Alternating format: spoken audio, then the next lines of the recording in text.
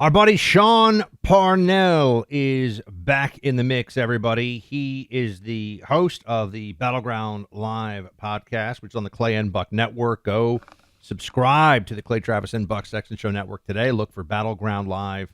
My man Sean Parnell, also a best-selling author and a combat veteran of Afghanistan. Sean, let's start with that. We want to talk to you Pennsylvania politics, too. Obviously, you know, as a born and raised Pennsylvanian and a guy who still lives out west there, you know the politics there very well. We'll get to that in a moment. First, though, Kamala Harris's team attacking Trump for going with Gold Star families to Arlington at their request. What do you make of this?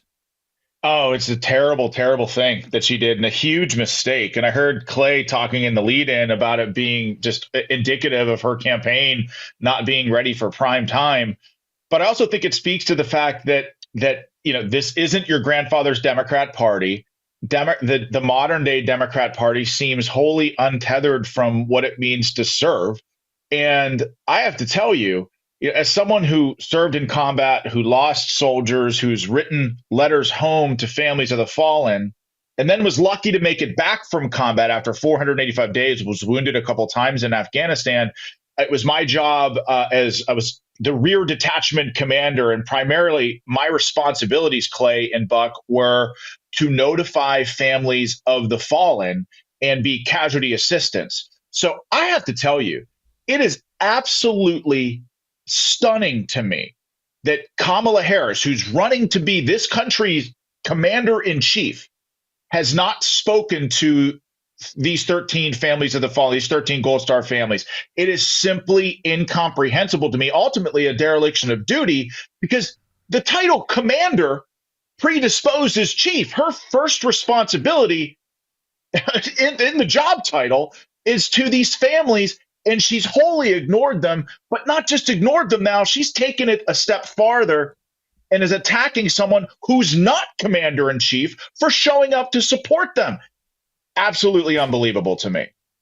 That's what stood out to me, Sean, was it felt like incompetence to try and make this an issue after the way we withdrew from Afghanistan. If I were advising Kamala Harris on her campaign, I would have said, okay, let's just pretend this never happened, right? I'm talking about if I were trying to advise her, and let's go talk about abortion more. I mean, honestly, right. And so to decide that you're like, who is the person that is going to be persuaded, and was like, I wasn't really sure whether I was a Kamala or a Trump person, and then Kamala made the way that the Gold Star families were treated at Arlington across the river from where I'm sitting in Washington, D.C. right now, and now I'm on Kamala's team. If anything, all it does is strengthen Trump, and it's an issue for him that is very strong. It feels very incompetent to me.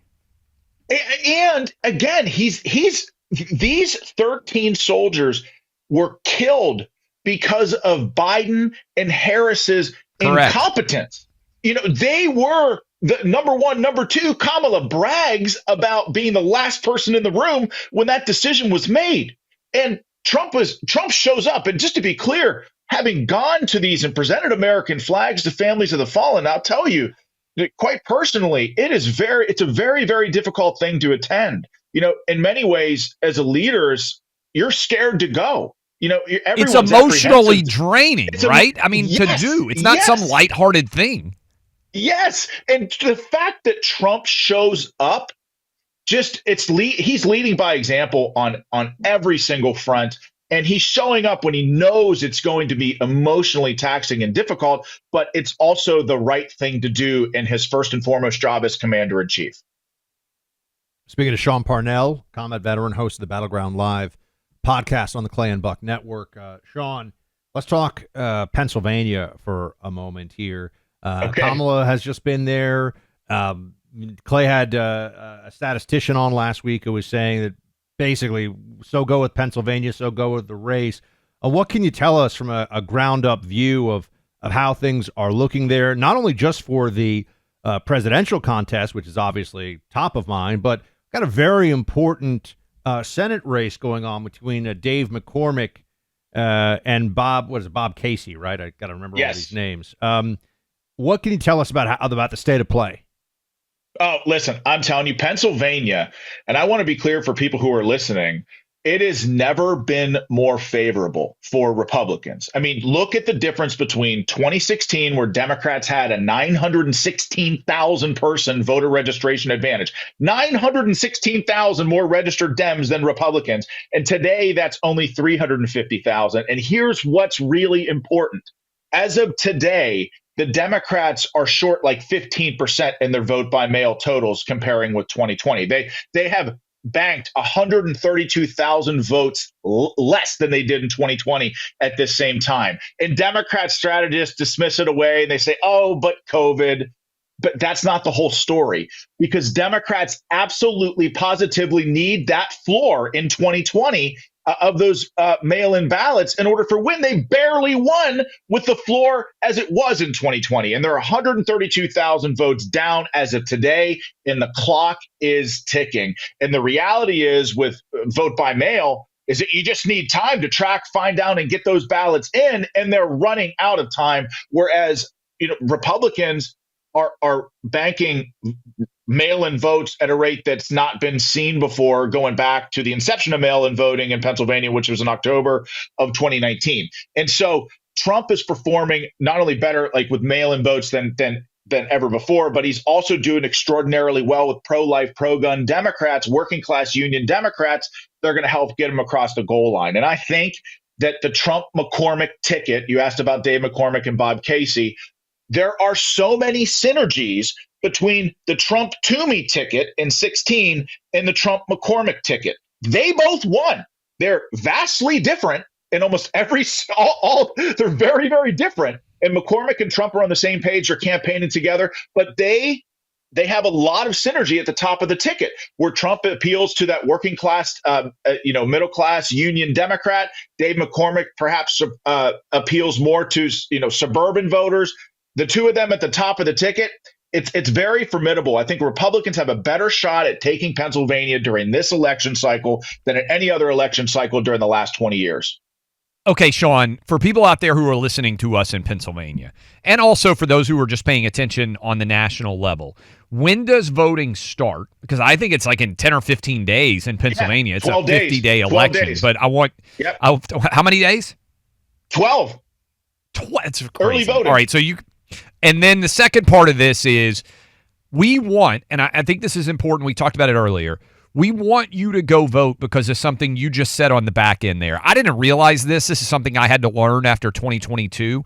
When you get voted, when you're a Republican out there and your vote is taken, they can take you off the list, and they don't need to spend get out the vote resources on you anymore. They are allowed then to focus on other people. So if you are a diehard Trump person or a McCormick person listening to us right now, you should go vote as early as you possibly can so that all the resources can go to people who need to be motivated and or assisted to get out the vote. But I want you to lay that out for people in particular to understand that in Pennsylvania. Yeah, I mean, just imagine all 67 counties in Pennsylvania and every voter on an Excel spreadsheet. Once we get a vote banked, in other words, you vote by mail, we bank your vote, we check your name off the list, and, we just take all the money that we have and we focus it on people who haven't banked their vote. So this has a cascading effect, and the more people that bank their vote, the more surgical we can use our resources to direct people, low propensity voters on election day, to get out. And if you're uncomfortable with mail-in voting, I get it. But we have to adapt our strategy and fight with the political rules on the battlefield as they are today. We can only change these elections if we win, okay? And so Republicans, banking their vote is absolutely critical. And if you're uncomfortable with it, you can still show up on election day and cast a provisional ballot. So you vote by mail, bank your vote. You can still show up on election day and cast a provisional ballot if you're uncomfortable. It's totally fine, but we've got to fight like the Democrats do in order to win. And we're doing that this cycle. So, get in the fight with us, get in the trenches with us, bank your vote. If we win this state, the Keystone State's the key to everything. We win the state of Pennsylvania, it's a heck of a lot more likely that Republicans also win Wisconsin and Michigan as well. And that Pennsylvania is the key. So we've got to laser in and focus on it. What are you seeing, Sean, in terms of the ad spend on television? I know this is like a very basic meat and potatoes kind of a thing, but Are they just inundating the airwaves with Yes. lies about Trump, or is the Trump campaign the RNC? Are they fighting fire with fire? I'm just wondering about how the media battle's going. Pennsylvania is tough for a lot of reasons because it's ideologically diverse, but there are also 5 media markets. You have Erie, you have Pittsburgh, you have Harrisburg, you have Philadelphia, you have Scranton. So it's very, very expensive, but the airways right now are completely inundated with political ads. But the remarkable thing is that all told, the total sum of Democrat and Republican spending in Pennsylvania is pretty darn near even. And that is an unbelievable thing because the Democrats almost always outspend Republicans by a 3-to-1 margin. And so the fact that the spending in Pennsylvania shows you that, one, Pennsylvania is everything. I mean, without Pennsylvania, I don't see how Kamala has a path at all. But two, like the ad spending is just outrageously expensive here. And so it's going to be an unbelievable thing to see sprint to the finish here in this state, to be sure. But it's a very, very important state, and I think everybody knows it. Sean Parnell, you now have a new quarterback for your Pittsburgh Steelers. Good luck with Russell Wilson. I want to mention this. What do you think of Russell Wilson, by the way? I've seen him play like 3 downs. He hardly played at all in 3 seasons. And this is why I hedged on the original question. But look, we will see. I'm optimistic. But what I do know is that my fantasy football league, the MAGA Warrior Fantasy Football League, and my team, the Impeachables, we are tracking for a number 1. We are going to be number 1 this year. And I can speak to that with absolute certainty. I wanted to mention this because Pennsylvania is going to matter so much. I am going to be, and you may well be there too, Sean, because I know you spoke and did so fabulously well at one of the most recent Trump rallies. I'm going to be with Senate candidate Dave McCormick on November the 2nd, which is the final Saturday before Election Day, surrounding the Ohio State-Penn State game. That game is being played that Saturday. I'm going to be up in the state of Pennsylvania doing my best to help mobilize people. So that's on the calendar now for November 2nd, and hopefully by that point, the Pittsburgh Steelers have finally found a quarterback. Hopefully. And let's get Pitt in the top 25. You know, I'm a Penn State, yeah, of course, but I'm a Pitt fan through and through. Can we please crack the top 25 and stay there this year? I didn't even know Pitt still had a football team. All right, that's fun. You are doing the Lord's work. Keep us updated. We're going to have you on a lot, and we want people to make sure if they enjoy this, and I know they do, your podcast is getting downloaded like crazy as a part of the Clay and Buck Podcast Network. Congrats on all the success there. Yeah, thank you so much, Clay, Buck, and everybody else at Premier and iHeart for the opportunity. It's a blessing to be a small part of the network, so thank you both. Go listen to Battleground Live, everybody. Sean Parnell on the Clay and Buck Network. Check out the iHeart app wherever you listen to your podcast. Sean, thanks so much. Thanks, guys.